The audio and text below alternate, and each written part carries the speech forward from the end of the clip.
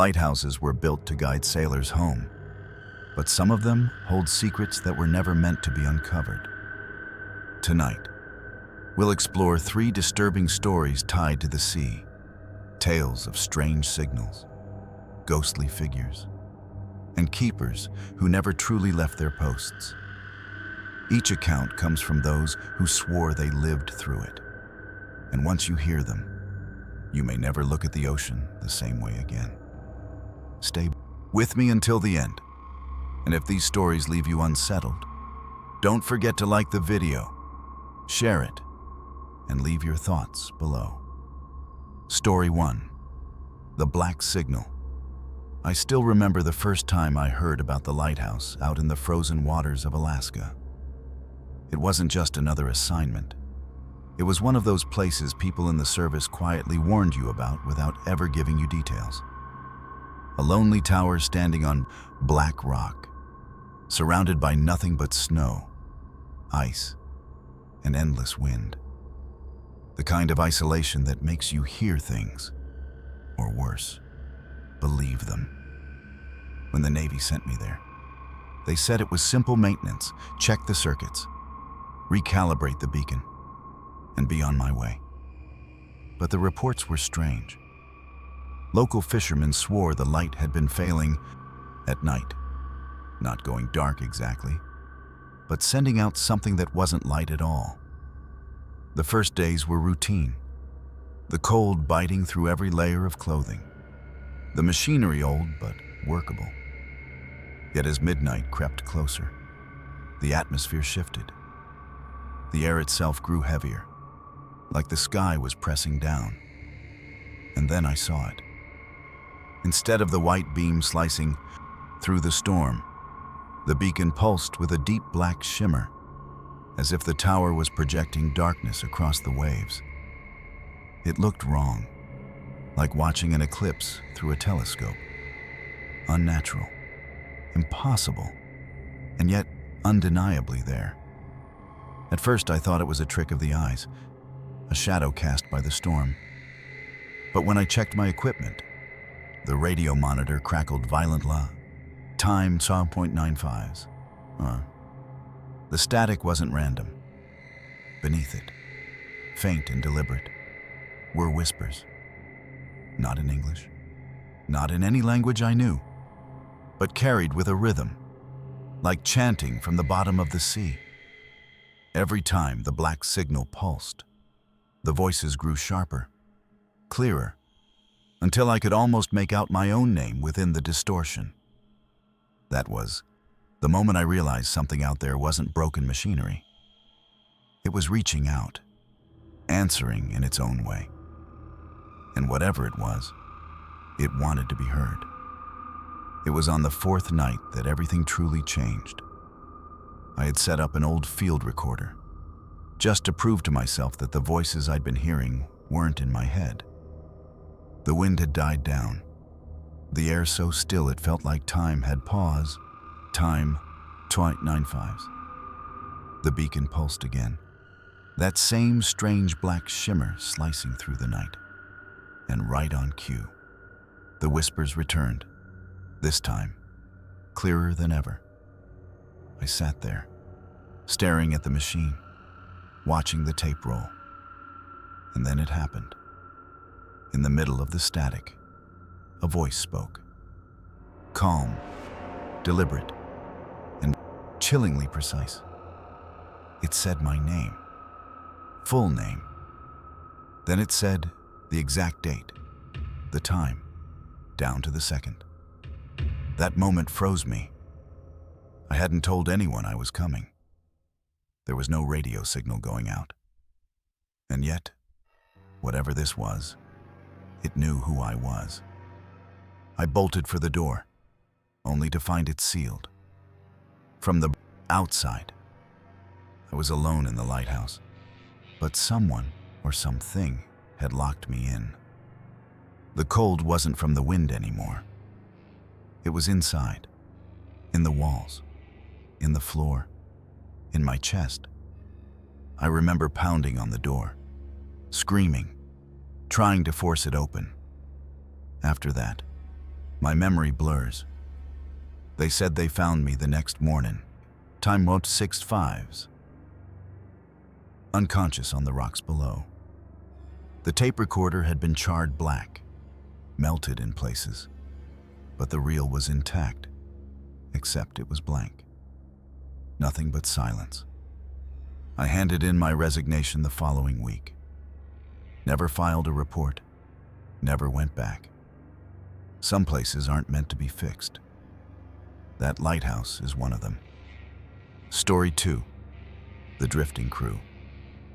It was supposed to be nothing more than a quiet afternoon on the water. The sky over Oregon was wide open and blue, the waves calm enough to make paddling feel effortless. A young couple set out in their kayaks, chasing the horizon the way people sometimes do when they want to feel free, far from the noise of everyday life. But the ocean has a way of changing its mood without warning. One moment it was bright and clear, and the next, a wall of fog rolled in, so sudden and heavy that it swallowed the coastline from view. They didn't panic at first. Fog is common on that stretch of sea. But the timing felt wrong, almost staged, as if it had been waiting for them to cross into its path. The world grew quiet, unnaturally so. Every sound of the paddle hitting water, every drip from the oar echoed louder than it should. That was when they noticed it. Something large drifting in the mist ahead. At first glance, it looked like debris, maybe an abandoned dock or some wreckage. But as the fog parted, the shape revealed itself. An old wooden ship, weather-beaten and blackened by years of salt and tide. No sails, no movement, no lights. Just a hulking silhouette rolling with the current.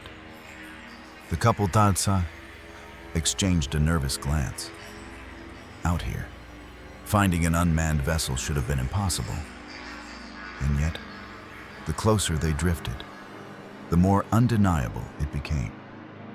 What unsettled them most wasn't the sight of the ship, but the sound. From the deck above came the slow, deliberate rhythm of footsteps. Not the scurry of gulls or the creak of old timbers, but heavy boots pacing across wood. Whoever it was had weight. Whoever it was belonged there, or so it seemed. Curiosity pulled them closer, even as fear pressed them back.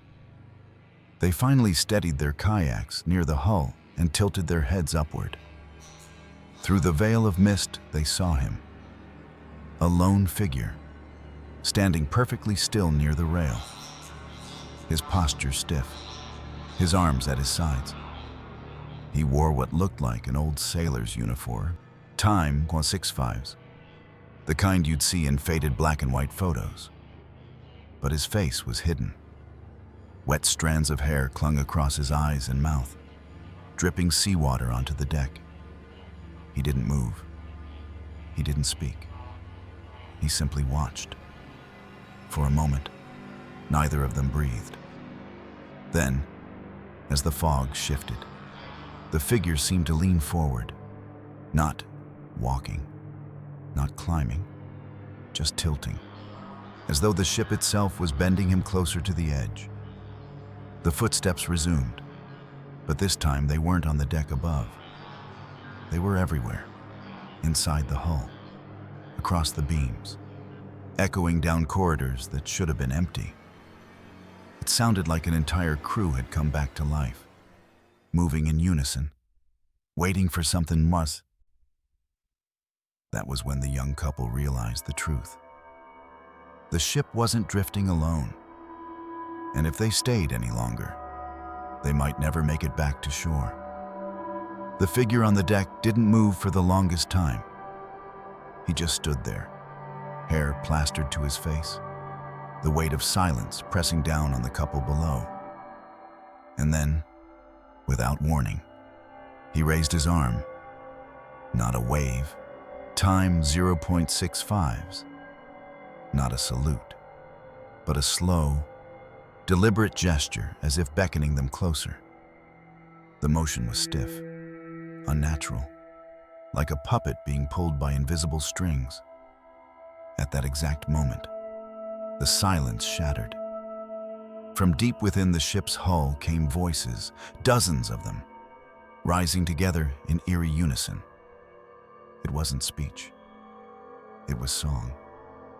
A mournful, hollow chant that rolled out over the fog like a tide of grief.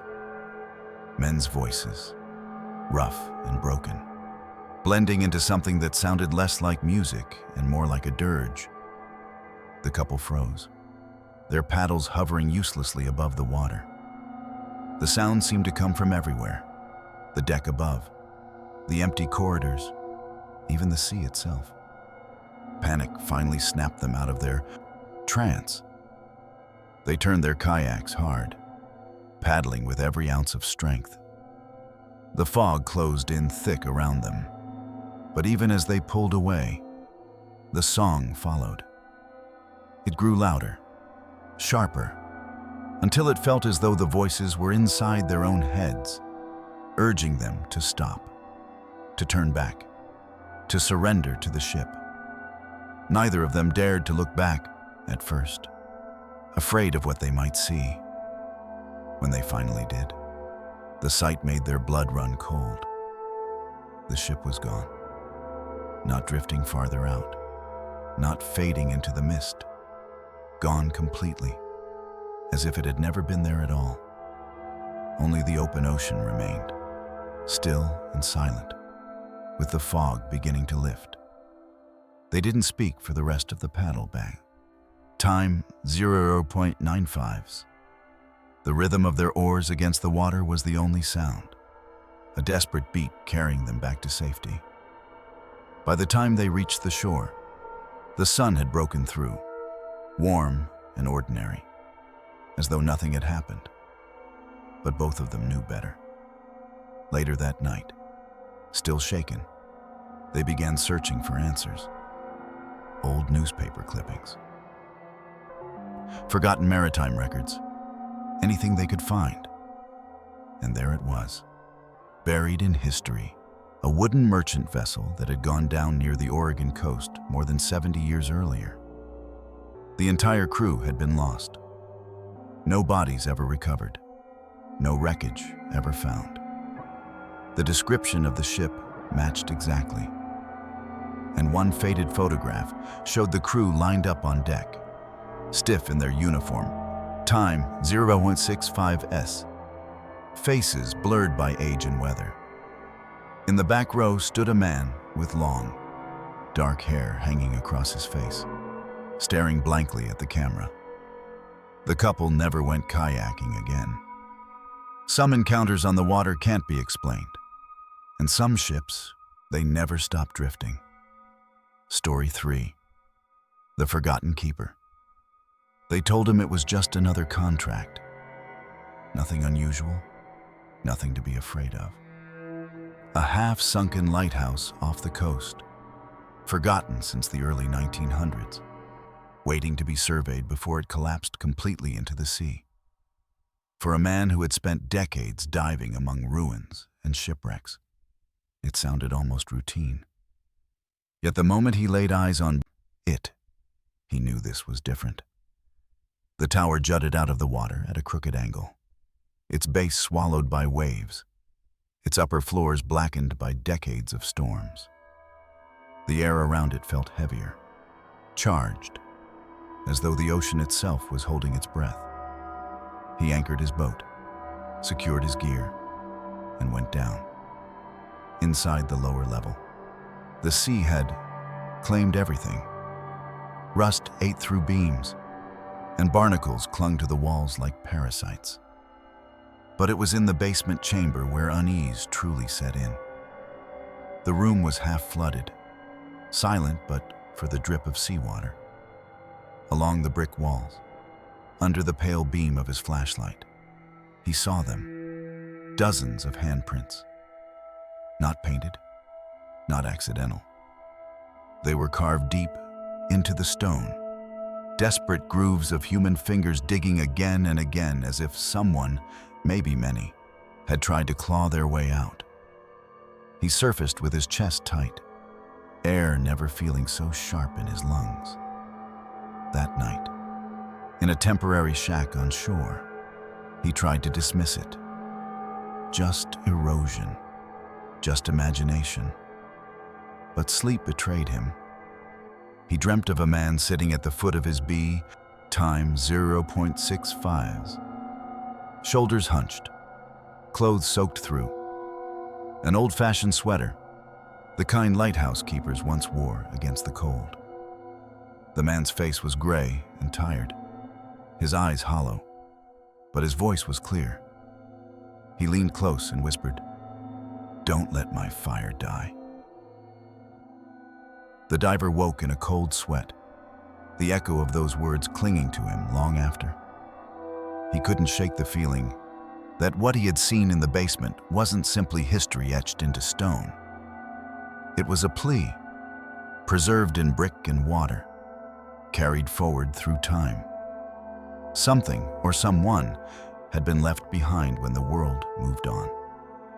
And as he stared back at the crooked silhouette of the lighthouse in the distance, one truth pressed heavier than the rest. Some structures aren't abandoned by accident. Some are kept, even in Ruiti time J6, and by the ones who refuse to leave. The second dive was supposed to be the confirmation run. He told himself he'd seen nothing more than water damage, carvings shaped by erosion, and a restless dream stirred by exhaustion. But deep down, he knew better. There was a pull, something that urged him back beneath the waves, as if the lighthouse itself demanded a final witness. As he descended through the murky green, the water grew darker than it should have at that depth. He switched on his torch, but before its beam reached the walls, another light broke through the gloom. A pale glow shimmered from the very heart of the sunken tower. He froze mid-dive, watching as the old lantern room, the one that had been dormant for more than a century, began to burn with an otherworldly brilliance. It wasn't the sharp white glare of modern bulbs. It was warm, golden, flickering like an oil flame trapped in glass. And yet, it shone steady, piercing the water with rays that seemed untouched by time. His chest tightened. He drifted closer, eyes fixed on the impossible light. And that was when he saw him. Standing within the glow was a man, shoulders bent with age, his outline wavering like smoke. The keeper, the same figure from his dream. His hand clutched a small oil lamp, though he had no need for it, because the entire tower blazed around him. The diver could see the details now. The coarse knit of the old sweater, the damp strands of hair plastered against his forehead, the solemn weight of his stare. The keeper didn't move, didn't speak. He simply lifted the lamp, as though presenting it, guarding it, protecting it even in death. And then, as suddenly as it appeared, the figure began to unravel, not in a violent burst, but in silence, fading piece by piece until the light itself collapsed back into darkness. The water swallowed everything again, leaving only stone and ruin. Terror finally overcame curiosity. He kicked hard for the surface, lungs burning, every second stretching into eternity. When he broke through the waves, gasping for air, the lighthouse loomed crooked against the horizon, as lifeless as it had always been. He never went back. He filed no report, left the contract unfinished, and, within weeks, he turned down every job that required a boat. Friends said he'd grown tired of the sea, but those close to him knew the truth. Something in that tower had marked him for the rest of his life. He avoided the coast, and when people asked why, he would only mutter a single line, never daring to explain more. Some lights are never meant to go out. None.